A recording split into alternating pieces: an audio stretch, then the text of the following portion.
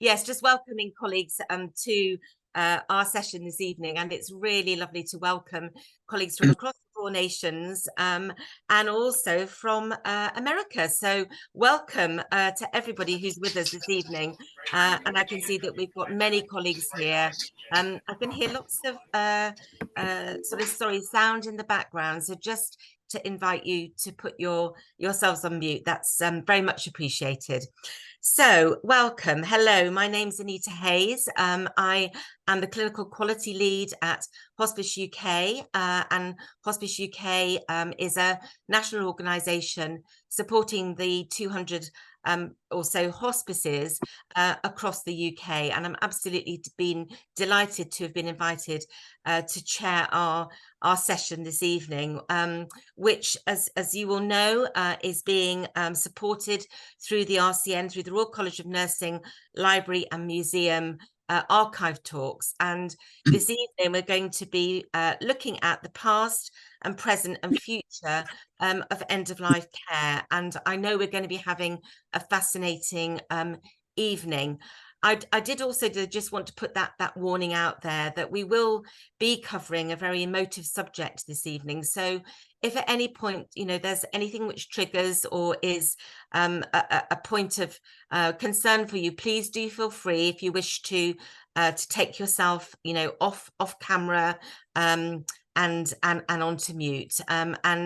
I know that we will also be here at the end of the session if anybody did want to have a follow-up conversation with us. So just to kind of give that warning. And we are also recording this evening's session so that we're able to make it available to colleagues who wish to join us but are not able to be with us this evening. So very, very warm welcome to all of you. And I'm particularly pleased to welcome you this evening as part of Dying Matters Awareness Week. And as many of you will know, Hospice UK hosts the Dying Matters Awareness campaign and this particular week each year in May, where we're really promoting those conversations, those open conversations about death and dying, bereavement and loss. And so it's very poignant that we are hosting this evening during the Dying Matters Conversation week, and this week in particular focusing on the language that we use, and that the language that we use really matters when we're talking about death and dying, bereavement and loss. So welcome everybody, and particularly, as I say, during Dying Matters Week to our session this evening. So just before we get started, just a few housekeeping, and I just wanted to say that many of you will be familiar with Zoom, but just a few things just to remind ourselves to be familiar with this evening. So just to make sure that we can place ourselves on mute so that we don't have background noise for our speakers, that will be much appreciated.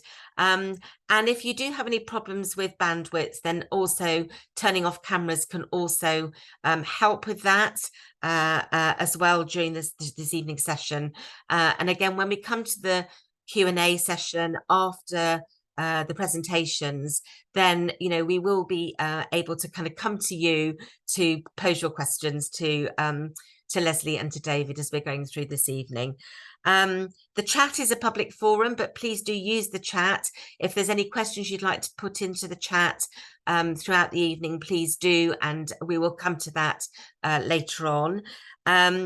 And also, if you do need to send a message privately to the host, then you can either do that to Antonia. Antonia, I don't know if you want to just give a quick wave. No. And so anybody, if they do need to message you, or if there's a problem with audio or any connection problem, just to come through to Antonia, that would be really helpful. And then we will make sure that we have plenty of time for conversation after the session this evening. So welcome everybody. And what I would like to do now is I would like to introduce our first speaker. So I'd like to introduce David Clark. David is the biographer of Cicely Saunders and has written extensively on the history and development of palliative care. In 2022, his play Cicely and David was performed to a sellout audience at the Edinburgh Fringe. And David's going to talk about how the play came about and then introduce a filmed scene from the Edinburgh production, showing how in 1948, Cicely and a dying Polish patient exiled from his home begin to lay out the principles of modern hospice approach. So, David, can I please come across to you, and without further ado, hand over to you to take the floor. Thank you.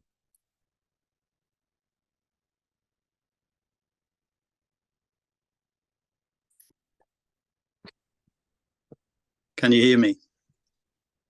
We can hear you, David. Thank you very much. Good. Thank you. Thank you. Well, thank you for the introduction, Anita, and thank you to the Royal College of Nursing for their very kind invitation to talk to you this evening. As Anita said, I am the biographer of Cicely Saunders, and I wanted to briefly sketch the collaboration that I had with her, in fact, over what was exactly the last 10 years of her life. Many of you will know that Cicely Saunders was a nurse, then a social worker, and then a doctor. And we tend to think of her as one of the key founders of the modern hospice and palliative care movement. I got very interested in her work in the mid-1990s, and in particular, I was keen to look at ways to preserve her story and to ensure that the very fine detail of her contribution to our field didn't get lost. And this process began in 1995 and continued for 10 years. It had support from the Wellcome Trust at various points, which was very important. The first task was to set about archiving Cicely's vast collection of papers and documents, many of which were sitting in the basement of St. Christopher's Hospice and in some danger of deteriorating. So we got that work underway, and it finally culminated some years later in the whole collection being lodged with King's College London in a very fine archive, which is now publicly available. Through that initial archiving work, I began to see the potential for really three major publications about Cicely. And the first of these was a volume of her letters, which we published, something like 700 letters written from 1959 onwards that captured the detail of her interests and her relentless pursuit of her goal to create a modern teaching hospice that would not only undertake very high quality care, but would also be a place for teaching and research. So the volume of letters came first, and after that, we produced a volume of her selected writings. So we brought together over 40 of her most important clinical papers and publications. And Cicely was quietly surprised at how well these were received. The two books were published by Oxford University Press. So spurred on by that, I said to her, look, you already have a biography that was a very good piece of work written by Julie de Boulay, who sadly died last year. But that biography only takes us up to the mid-1990s or late 80s. So I suggested to her that we should continue to work together with a posthumous biography in mind. And that led to something like 25 interviews that I did with Cicely in her own home, talking very frankly, candidly about her entire life and her career, and setting out the full detail of the work and the achievements that had been so crucial in her contribution.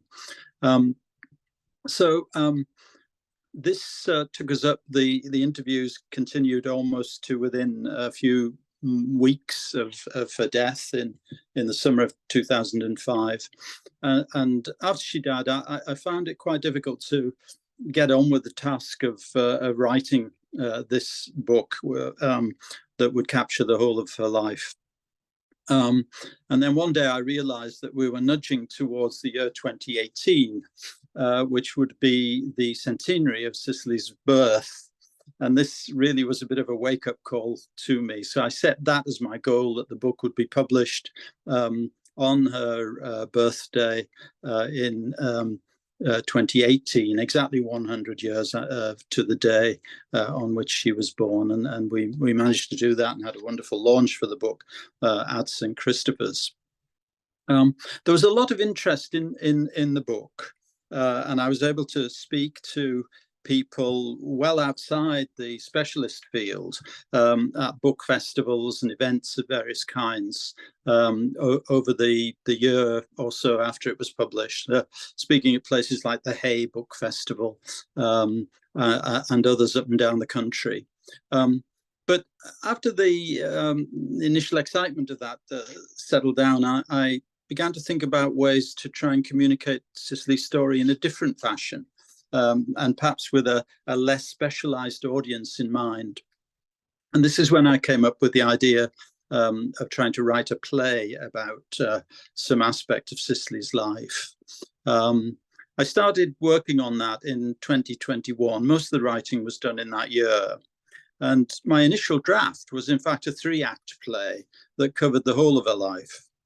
But when we got to discuss how this play might be brought to the stage, with huge support from Dr. Jo Hockley, also a nurse who'd worked with Cicely and who'd produced a play at the Edinburgh Festival some years earlier. We made contact with the drama department at Queen Margaret University in Edinburgh.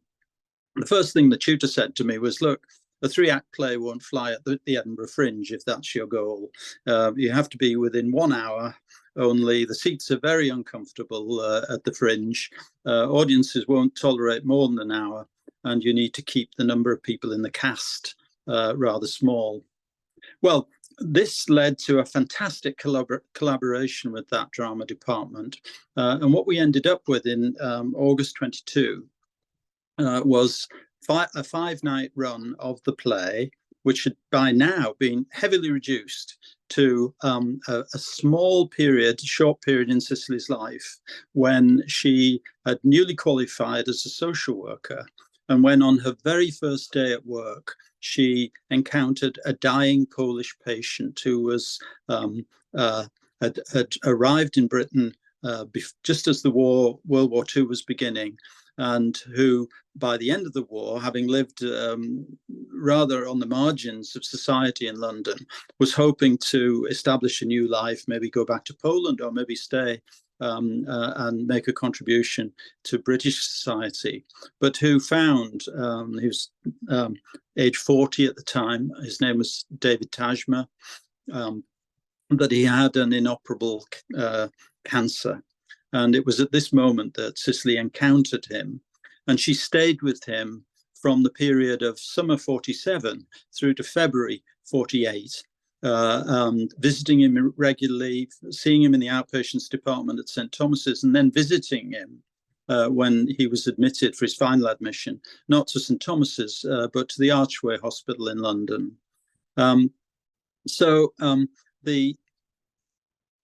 The important thing about this encounter that Cicely had over those months was that she began to dig deep into what was troubling David Tajma.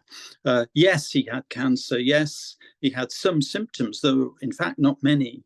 But the real things that were troubling him were a kind of social, spiritual, psychological pain, based in the fact that he'd left his family just before the war began in Poland. He didn't return. He'd lost his connection with his Jewish faith. And he was deeply troubled in all sorts of ways as the end of his life approached. So what we're going to see tonight is just one scene from the play. It lasts about 4 minutes. By now, David is in hospital at the Archway. And it's becoming clearer that Cicely has already told him that he's going to die quite soon. And he's trying to make more sense of his life, but he's also wanting to support Cicely in the ideas that she's been talking to him about, which are forming in their very relationship. And these are ideas about what came to be known as hospice care. So in this scene, we see the two of them in an interesting encounter in which David offers to help Cicely to realize this vision after he's died. And between them, they lay out many of the elements that would now be familiar to us as aspects of modern hospice care. I would just add that the play has gone on to have lots and lots of screenings. This is a screening tonight from the Edinburgh Festival performances, which were sold out over 5 nights. But just this year, a few months ago, a team of palliative care clinicians in Spain have had the play translated into Spanish. And I was lucky enough to see its premiere in Spain back in March when they performed it in a theatre in Pamplona to a sellout audience of 400 people. So the word is spreading about it. It's translated into Spanish, and there's now a translation in Italian. So if you want to learn more about how you might use the play, please contact me and I can point you in that direction of the film or of the play script if that interests you. So I think now we could go to that scene where David is wanting to talk to Cicely about how he can support her endeavours.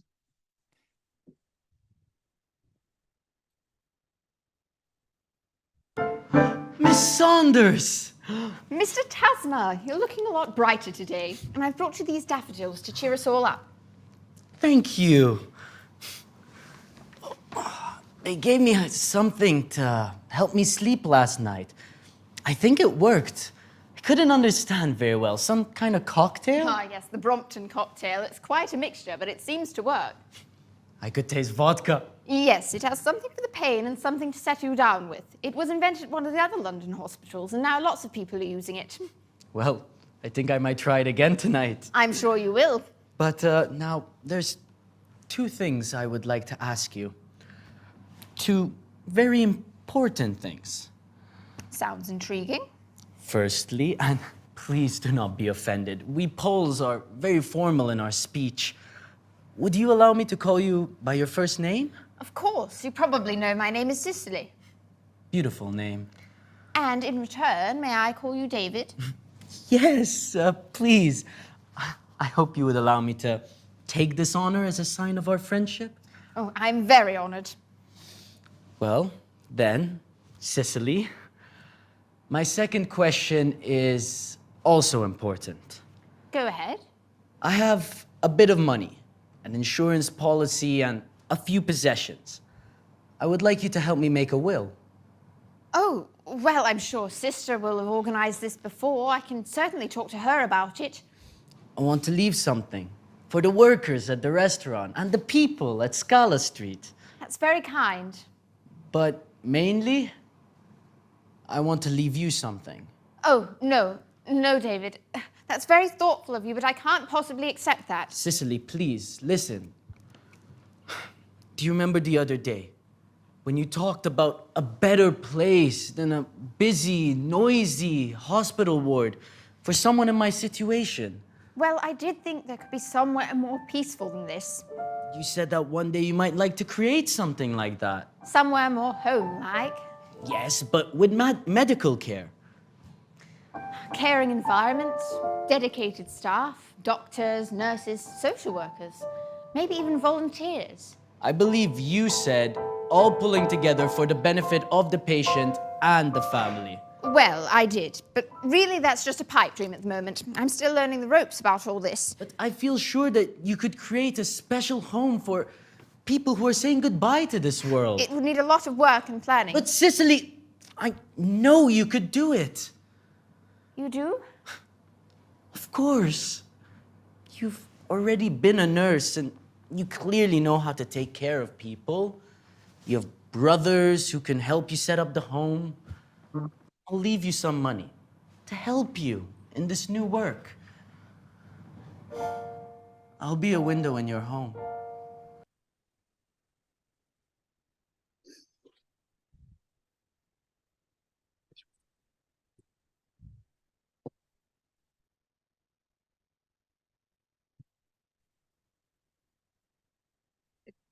David, thank you so much for sharing that with us.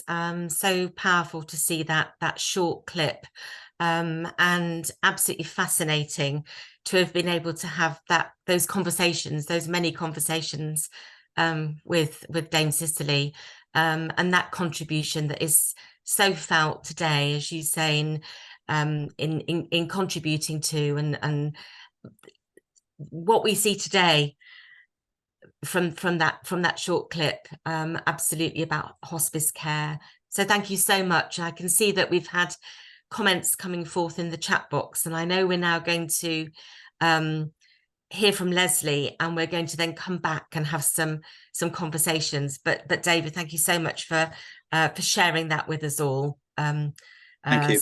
Thank you. So it gives me great pleasure to welcome Lesley Goodburn. And Lesley has worked in patient experience and public and patient involvement for the last 15 years after a career in customer service, in the customer service industry. And Lesley now works as the experience of care lead for national clinical programs at NHS England. But Lesley, we're here this evening to hear about Seth's story, and the true story of Lesley and of your husband Seth, who at the age of 49 was diagnosed with pancreatic cancer, and died just 33 days after his diagnosis. So Lesley, you're going to share with us some letters and some personal experience this evening. So thank you so much for being with us. And can I please hand over to you, Lesley? Yeah, you can. Thank you, Anita. Thank you. Hello, everyone. Lovely to be with you tonight. Oh, I can see the drawer on my filing cabinets open behind me as well. Please forgive that. So my name's Lesley Goodburn. In 2014, my husband Seth was 49 years old. He seemed seemingly fit and well. For a couple of weeks, he felt quite unwell, went to and fro to the GP, left work on a Monday evening at 4:30 to go to an emergency appointment at the GP's, was admitted overnight, and the next day by 4:30 he was told he had late stage pancreatic cancer. He'd got days, maybe weeks to live. For people who've come across pancreatic cancer before, it is the cancer that's at the bottom of the survival rates for all cancers. It's not really changed in 50 years. Sadly, 1 in 4 people who get diagnosed die within a month. 3 in 4 people die within a year. And for every 10 people diagnosed, 1 gets the chance of life-saving surgery, 2 get chemo, and the remaining 7 get no active treatment whatsoever because it's diagnosed at such a late stage. And that's partly because the symptoms are quite vague. It can be indigestion, change in bowel habit, weight loss, back pain. Often if the tumour's at the top of the pancreas, people will get jaundice. And dependent where it is in the pancreas, you get different symptoms. Often it's not diagnosed until it's far too late. So Seth was admitted to hospital. He had some ascites drained from his abdomen, was in there for a week. He understood that there was no cure, that he was going to die. The conversations that we had were about Seth wanting to be at home to die, not wanting to be in the hospital or the hospice. And that was the plan. So Seth was discharged home with the opportunity for some palliative chemo that might just control some of the ascites build-up. He came home for a week. We waited for a referral through to the hospice. We did the palliative chemo assessment, and when he went into hospital for the palliative chemo, actually the ascites had built up so much that they weren't able to administer it. He was admitted to hospital, and sadly, 2 weeks later, he died in the place he didn't want to be. He didn't want to die in the hospital. He wanted to die at home. But despite my best efforts to get him home, we needed something called a Pleurex catheter to drain the ascites, and the hospital insisted we get that. Eventually, they did say that we could get one, but by then Seth was actively dying, and sadly, Seth died in a hospital, to say, when he wanted to die at home. So I worked in the NHS at the time, really sort of understood about person and family-centred care. the work that I did in patient experience and involvement. Every week I would talk to people about sharing their experience. Person and family-centred care was important, but actually when Seth and I were plunged into that world of palliative and end-of-life care, it wasn't very person-centred. Nobody really listened to what we said, nobody responded, and sadly Seth died in a place he didn't want to be. So 6 months after Seth died, I got his medical records, partly because I was so traumatised by the fact that he was no longer with me, and sat down with those medical records in the sort of November of 2014 and wrote down what happened on each of the 33 days from diagnosis to his death, just to make sense of the fact that he was no longer with me. What I found myself doing at that point in time was writing letters to various healthcare professionals to explain what it felt like to be me, to be Seth, or both of us on certain of those days when either something went really well and somebody did listen and respond and we did get person-centred care, or also on the days when actually people weren't listening and responding. So in the December of 2014, I shared with the local clinical commissioning group in the hospital 33-day journey and a pile of 11 letters. It was intended that people read the journey and at points in time on certain days opened up an envelope with a letter in and read what it felt like to be Seth or I. There were lots of promises of training, of development, of doing some work from a carer perspective with the provider and the commissioner. Sadly, 8 months after sharing, no one came back to me and nothing changed. So at that point in time, I, somewhere along the way, was in contact with the National Council for Palliative Care, with Claire Henry, who was the chief exec at the time. And miraculously, there was a wonderful lady working there called Anita Hayes, who, along with Claire, helped me to take that journey and those letters and turn it into a play, a film, and an educational resource that some people, I think, may know about on the call. I'll pop it in the link while we're listening to one of the letters shortly, but it's there available. So if you want to find out more about my Seth and my journey, the film, the play, and the educational resource are there and available to use. This year, it's 10 years since Seth died. It feels like 2 minutes ago and the longest time ago. I have, through that time, sort of undergone my journey of grief and bereavement.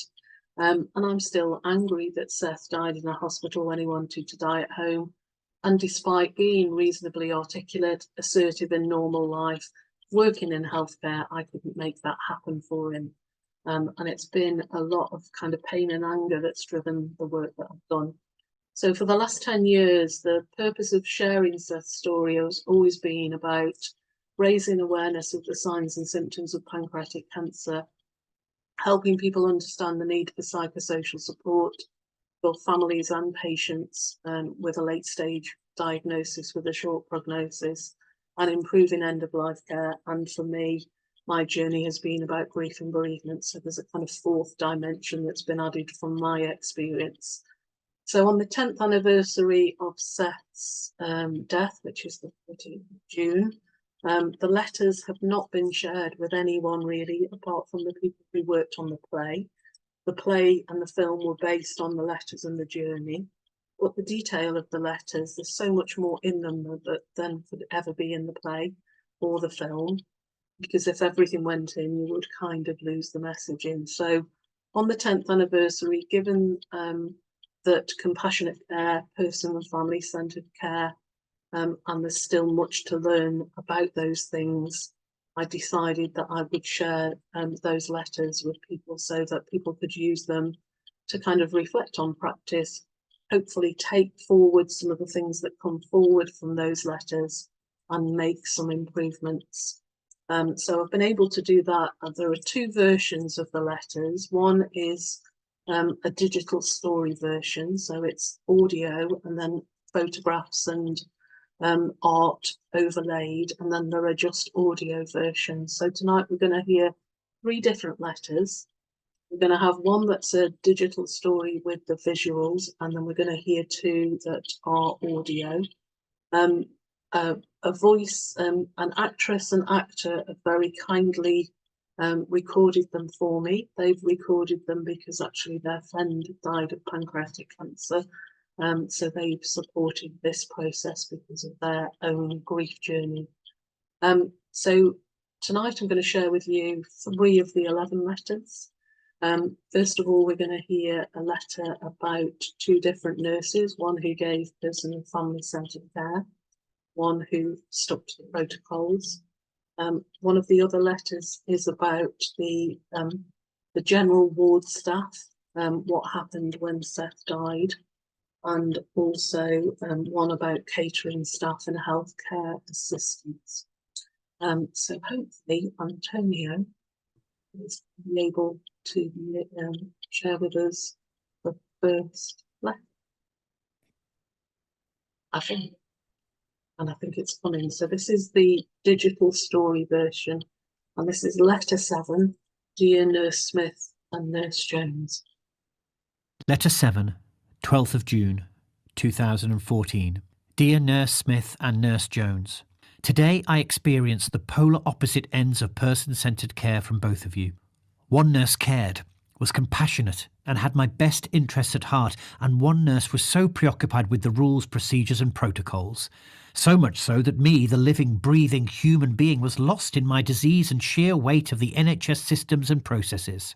This morning I went to have an endoscopy to see if a stent could be fitted to give me some relief from pain and discomfort and to hopefully give me a little more time to spend with my wife Lesley. I was accompanied by Nurse Smith, who reassured me about the endoscopy and who stayed with me throughout my 4-hour wait in the endoscopy department. During this time, she was my advocate and was constantly raising her concerns about my worries and anxiety and how long I had to wait for the procedure. She challenged the department about the waiting time. She explained to them the adverse effect the waiting was having on me, and throughout her sole focus was my well-being and care. Unfortunately, the stent could not be fitted, and I left the department knowing that my life was coming to its conclusion. During the procedure, I had been fitted with a feeding tube. This seemed to me to be quite ironic, given that it was clear that I was dying, and it made me feel very distressed, as it seemed to reinforce the very thing that I could not change, that I was dying.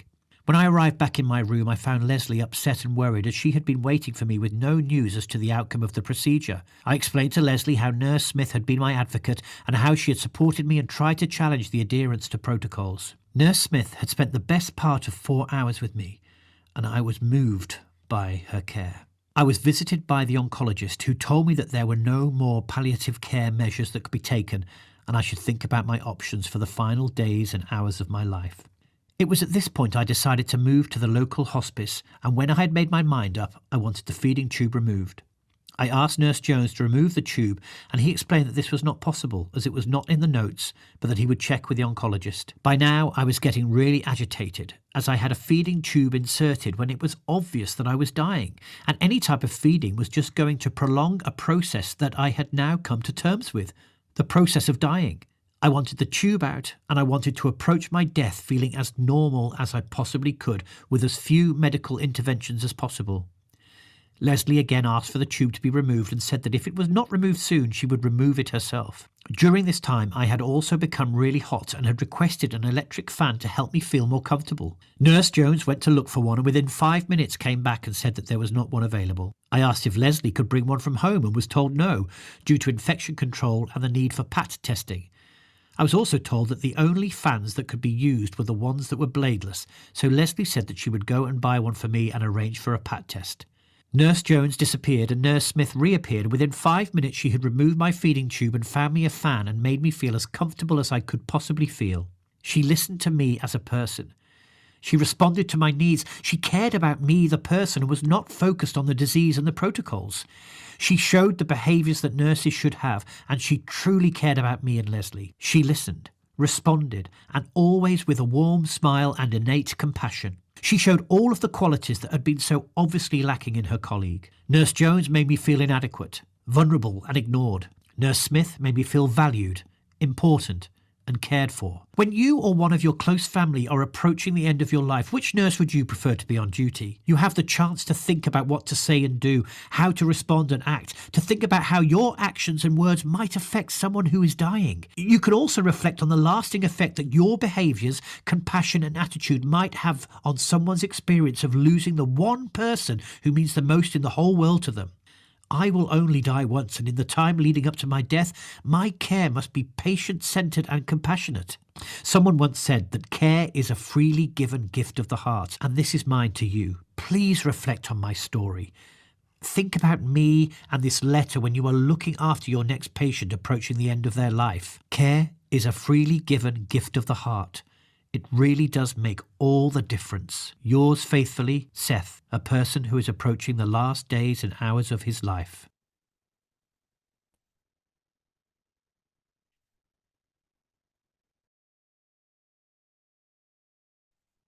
So that's the first one. That's the digital story about the stent and the last days, the last days of Seth's life. I see lots of things popping up in the chat, including somebody that died of pancreatic cancer in 19. So sorry to read that, Andrew. The next one we're gonna listen to. So this one just has the audio, and there are digital story versions and just audio versions, and it'd be interesting when we get to the questions and answers just to see whether you find one more or less powerful than the other, or if there's a preferred format.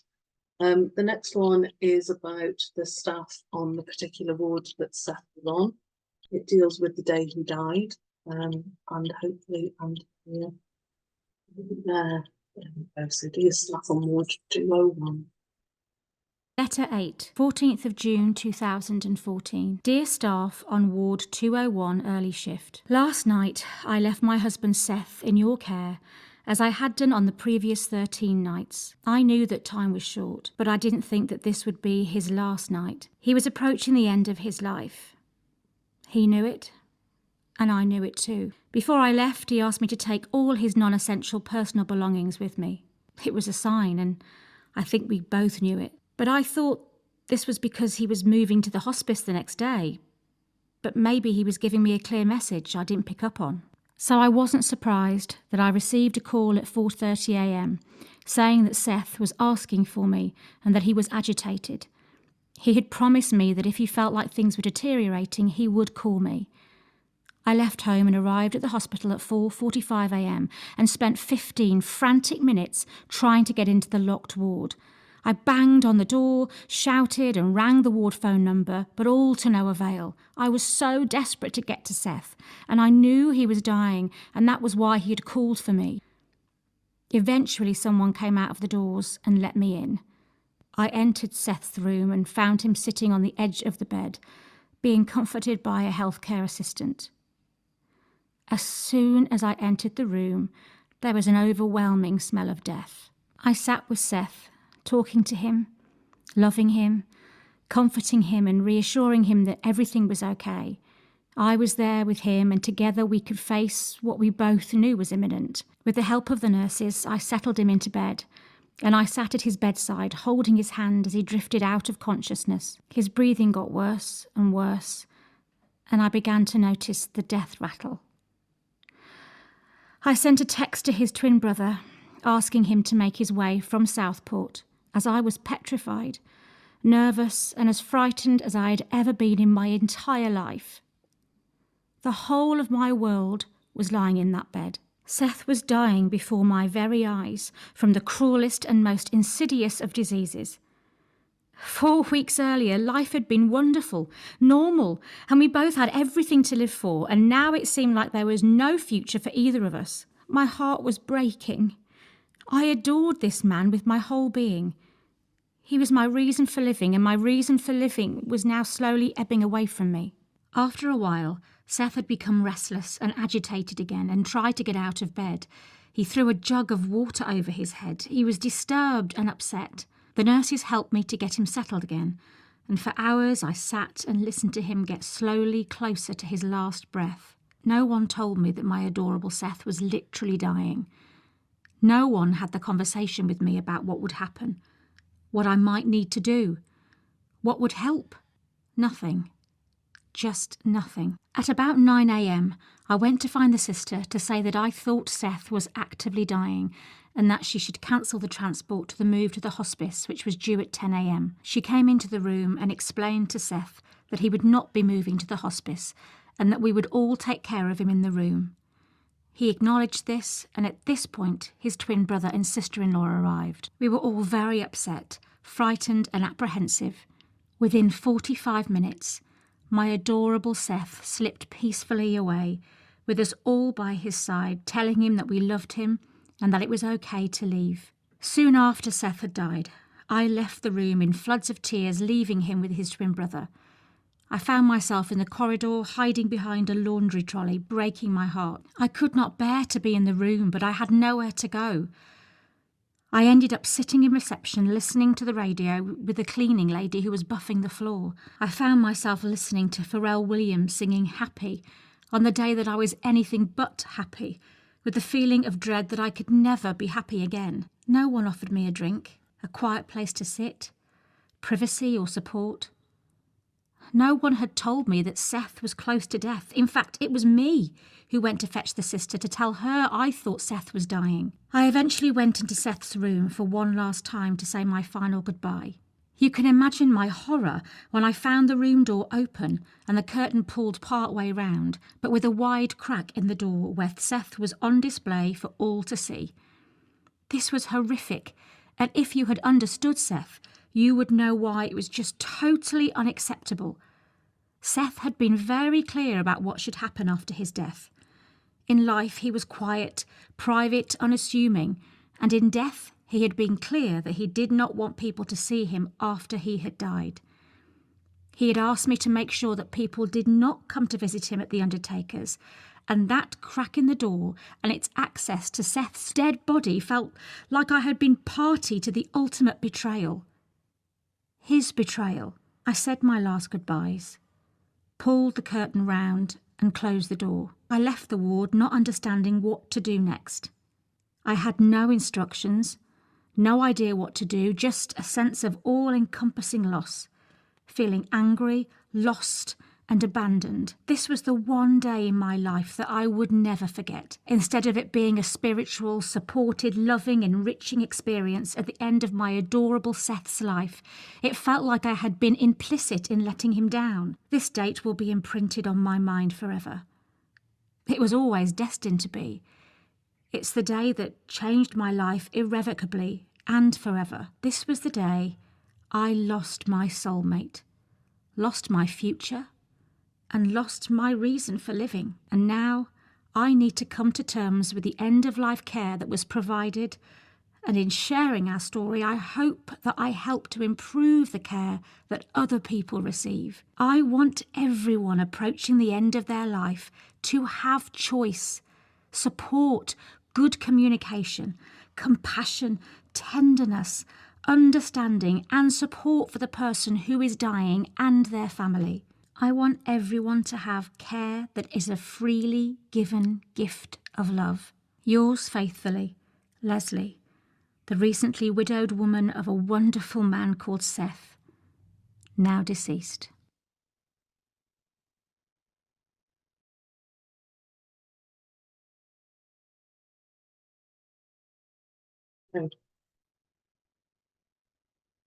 Quite difficult to listen to those again. So I've listened to them many times.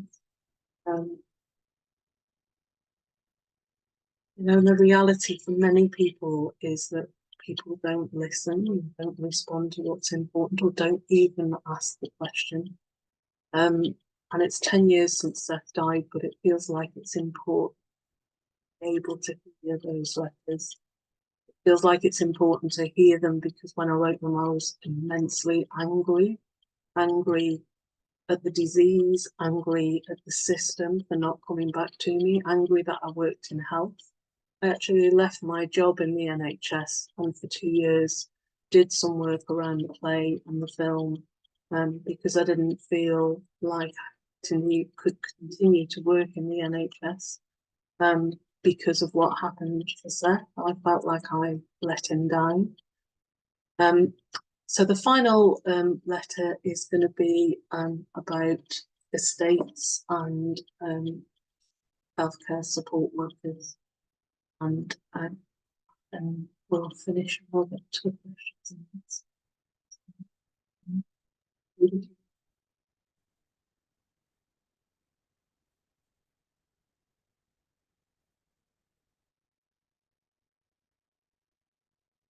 Letter 9, 29th of May to 14th of June 2014.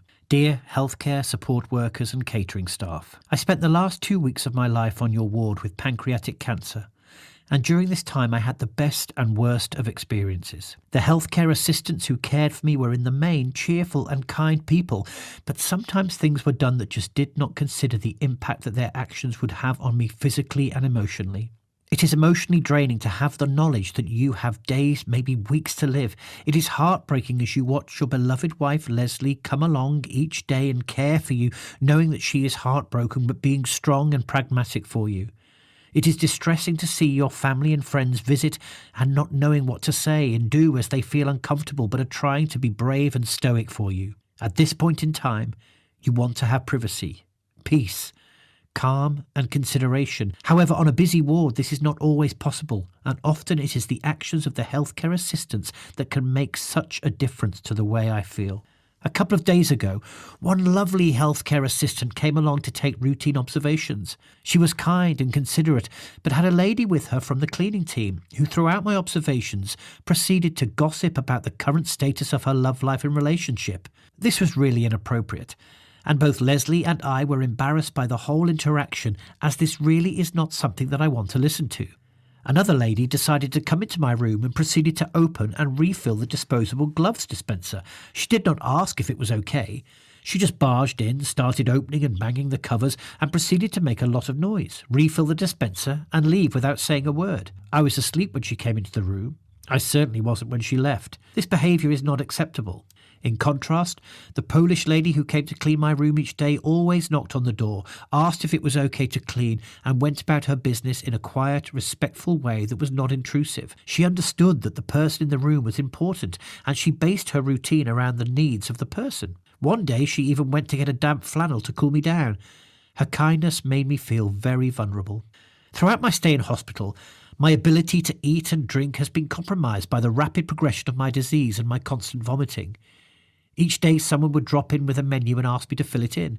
Often I would just ask for soup, yoghurt, and often would not want anything at all. I was at a loss as to why the menus continued to arrive each day when it was obvious to me, the medical and nursing team, that I could no longer eat or drink. It seems incongruous that the menus and the food just kept on coming. On occasion, one of the healthcare assistants would drop back into my room and let me know that they had filled in the menu for me whilst I was having an X-ray scan or an endoscopic procedure. On the day when I returned from the endoscopy department, knowing that a stent could not be fitted, and following a conversation with my oncologist where I agreed to move to the hospice for the final days and hours of my life, I was greeted by a cheery healthcare assistant who let me know that she had ordered me fish, chips and mushy peas for my Friday lunch. This was done with the best of intentions, but made me feel so upset that someone would do something so callous when you know you can't eat. The next day at lunchtime, the fish and chips and mushy peas arrived and proceeded to make me feel more unwell and nauseous. There was one day when I was told that I could have ice cream and ice lollies to help quench my thirst. This was days Lesley had been bringing these in for me.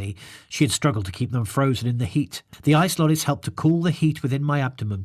So why wasn't I told this days before, and why did it take so long for the communication to filter through? One of the healthcare assistants, who had been really kind and considerate to me, one day asked my Lesley how long we had been married, and when Lesley explained that it was 9.5 years, I felt this wave of bitter resentment and emotion take over me. I broke down and cried. Lesley was also in tears, and so too was the healthcare assistant. This was an emotional outburst that was brought on by someone asking something that I didn't want to discuss. All the staff that looked after me did nothing to compromise my medical care, but some of their actions, which were inadvertent, did have an impact on my psychological and physical well-being. People who look after people who are dying must think before they act and speak, and must always try to understand what impacts might be on the person who is dying and their family. Please listen and act on my words, and make your actions and conversations wrap around the needs, wants, and preferences of the person who is dying. Time is short, and their emotional reassurance is important. All staff looking after terminally ill patients need to think before they speak and act. I died at 9:45 a.m. on the 14th of June, and at 9:30 that morning, just 15 minutes before I took my last breath, a member of the catering staff handed a menu to Lesley for the next day's meal. There is just one question. Why? Why don't people involved in the care of a person who is dying talk to each other and put the person who is dying at the centre of their actions and communication? Yours faithfully, Seth, who died from pancreatic cancer.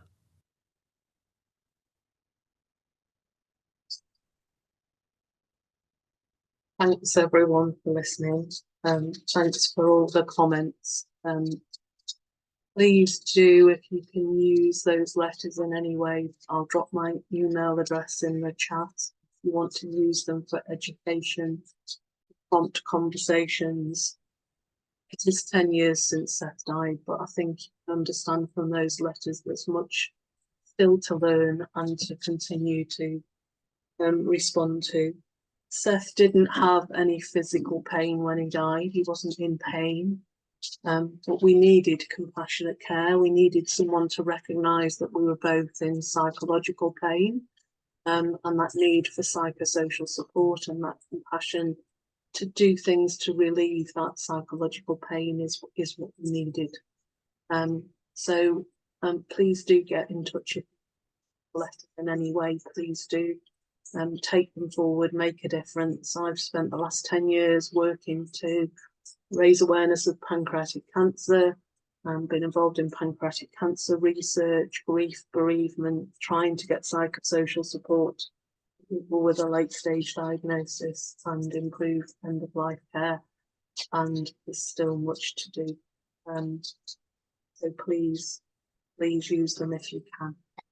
Thank you for listening, and I'll hand over to Anita. Lesley, thank you so much. And you and I have known each other for 9 years now, and actually every time I hear you talking, I feel sad about that experience the experience that you and Seth had. As a nurse, it kind of goes right into my heart, and I think, you know, where you talk about that care being a freely given gift of love, that really sticks with me as being that very powerful, that very powerful sense of what care is, and as nurses, how we can give that care. I've seen many comments coming forward in the chat box, Lesley, and in just a minute, we're going to come back as a group and have some conversation. I hope we're going to have some questions. I think, you know, by contrast, this evening, we're hearing about, David, all of the work that you have done over your life, and the work you've done in terms of archiving Cicely's work and that detail and that vision for hospice care. And, you know, the play in just that short scene, us seeing about what that really means, about giving that person-centered care, that compassionate care that is considering a person's physical, emotional, spiritual, psychological care. And we saw just that short clip, how powerful that was. And then we've heard, you know, about Lesley, you sharing that with us from 10 years ago. And then I've seen comments in the chat box about, you know, people saying actually some people's experience, you know, still experiencing that end of life care, or that less than good end of life care. And actually we've got a comment here that Celia's put in the chat box. I'm almost 72 and still learning. And Celia, I'm with you. I'm 64 and still learning. I've been a nurse for over 40 years. And I think this is so important, isn't it? Is that we continue to learn, but that we really listen and respond. So just would like to open it now for discussion, and to see if we have got any questions that anybody would like to ask David or to ask Lesley.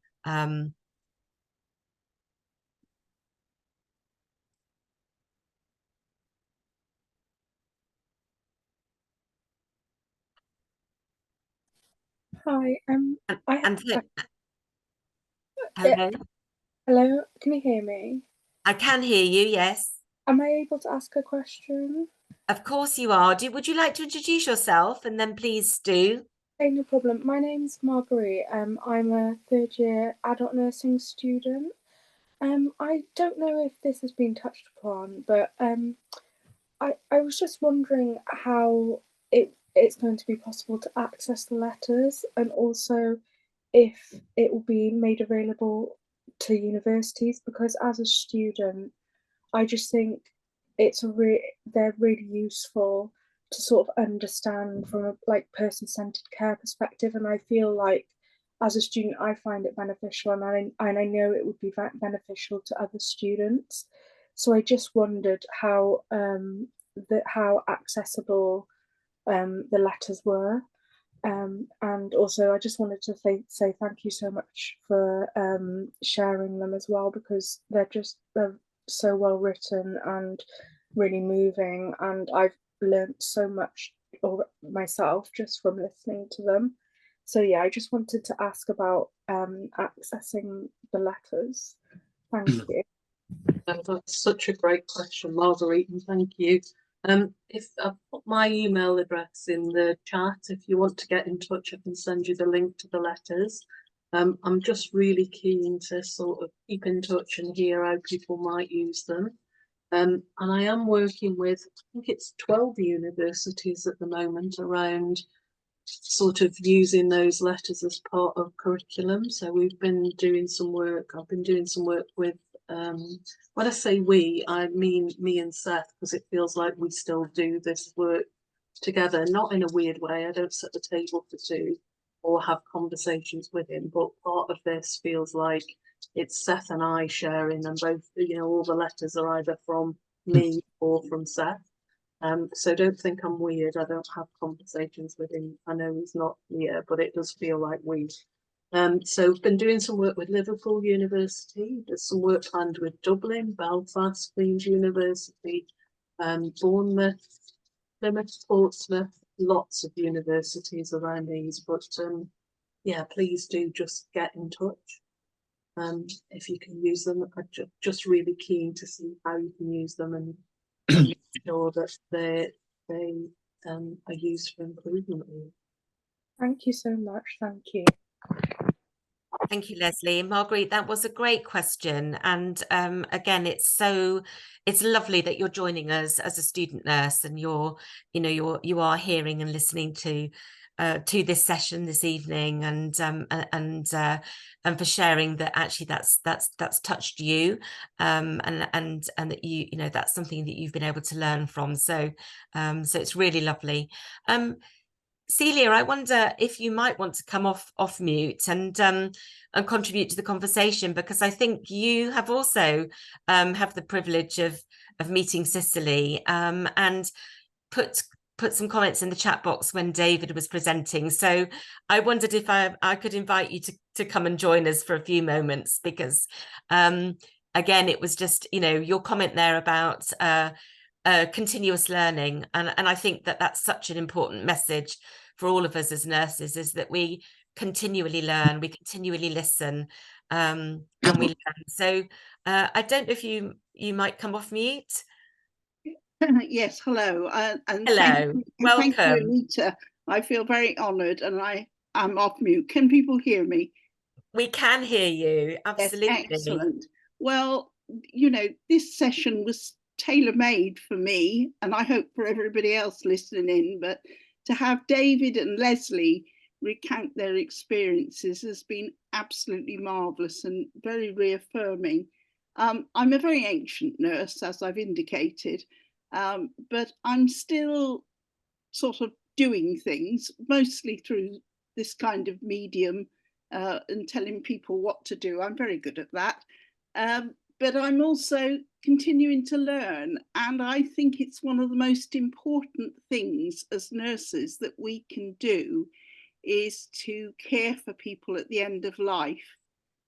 Without wanting to sound goody-goody about it, it really is a privilege, and it's so important to witness that. I was extremely fortunate as a fairly recently qualified registered nurse to go to work at St Christopher's Hospice in, I think it was 1979. And Cicely was still working as the medical director at that time. So we saw her most days. She was always very reluctant to disappear and go down the road, although during the time I was at the hospice, I think was when she and Marion, her husband, finally got married, and she was also made a dame. We had a wonderful celebration of that. We did this high kicking routine, singing "There Is Nothing Like a Dame," the sort of entertainment of, I think, both the patients and staff. I was not probably the best employee of the hospice. I was keen to learn, but I also thought, because I was young, that I knew quite a lot already. Of course, I knew nothing at all, really. And I didn't always want to fit in, although I admired a lot of it, with the St Christopher's way of doing things. And I and my great friend used to be on the ward together and sort of be whispering rebelliously about all sorts of things. But I think I did learn how to look after people at the end of their life, and also the importance of looking after their families, and of course embracing Cicely's concept of total pain, which can be physical, psychological, social, emotional, financial, spiritual. That's very important. And it doesn't mean that you have to be religious, although for some patients that will be important. But I think also very open to everything and what people want. So it can be done. I might also add that working at St Christopher's, I think, is the place where I have never ever since been told so many dirty jokes. But I have to say the tragedy is that I don't remember any of them. I'll shut up now, but I love palliative and end of life care. I think it's, as I say, a tremendous privilege for nurses and for others to look after people at the end of life. And if anybody wants to contact me with any questions or comments, I could put my email, because I'm fine about this, in the chat, if that would help. Thank you very much. So David, would you like to come in? Yes, please Well, do. yeah, I mean, thank you for that reflection and the mention of total pain. I was thinking about it as Lesley was speaking, because Seth's death was in 2014, exactly 50 years since Cicely had laid out the concept of total pain in a nursing journal.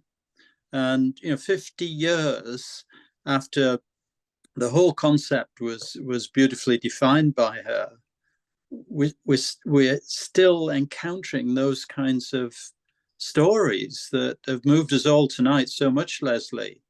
And really, although much of what I've been trying to do in relation to my work on Cicely Saunders is to preserve her legacy and to ensure that people connect with what she was about and what she achieved. I think the message of this evening is that despite those fairly deep roots, there is still so much more to be done. Yeah. And the issue about choice came up in the chat. This is pure rhetoric in most people's experience.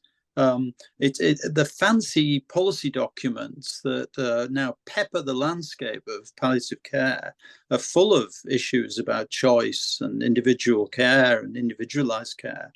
But what Seth's story and Lesley's story reveals to us, and I'm sure many of us know other stories that have taken place even in the decades since Seth died, we appear to be still in the foothills of delivering personalized care at the end of life at scale. And that is the real challenge. And many of you will be familiar with the challenges that hospices are facing at the moment. But this is really a system problem. And I'll just conclude with something that Cicely was very fond of saying, was that our capacity to give dignified care to people at the end of life is actually a measure of the worth of our society. Yeah. And that's why weeks like Dying Matters and these attempts through letters, through plays, through storytelling, digital storytelling, and film and other means are so important, because so much is the head of cancer and palliative care at WHO many years ago was a rather outspoken Swede called Jan Sternsvard, and he was fond of saying, at the end of the day, more is said than is done. And this was just a wonderful illustration of that tonight. And wonderful is the wrong word, but such a chastening story to hear. And for me to think that 50 years on from Cicely talking about these very issues, they're still being ignored and left undelivered. David, thank you very much for your reflection, and very powerful. And I think that many of us this evening, would agree with you, and actually, and that is really what we want to see improved, isn't it? And as you say, words are one thing, but how do we make that change happen, and how do we make that change happen consistently? And I think, as you say, those important opportunities for education, and using formats such as the play and the letters that have a different way, of connecting, I think, and resonating. And I think for me, it touches in an emotional context, in some ways that actually reading from a textbook, answering exam questions doesn't necessarily do. And Marguerite, as a student nurse, was just talking earlier on around training, and I remember very vividly being a newly qualified nurse, and caring for somebody who was dying in the hospital where I was working, and a staff nurse being alongside, who was very compassionate, very empathic. She kind of had the right language, and the communication with the person and the family. But not only that, after that person had died and care had been given to that person and the family, she came back to me as a very newly qualified nurse and said, "And how are you?" And I think for me, there's also that important bit, isn't there, about how we are talking to and working with healthcare professionals who are working in this environment and supporting the people working in this environment as well. Because I think that compassion is about compassion to self and compassion to each other, and that respect. And so I think it's, when we're talking about the system and we're talking about where does the change happen, then I think it's about the human, it's about us being human together, isn't it, at this really important time of caring.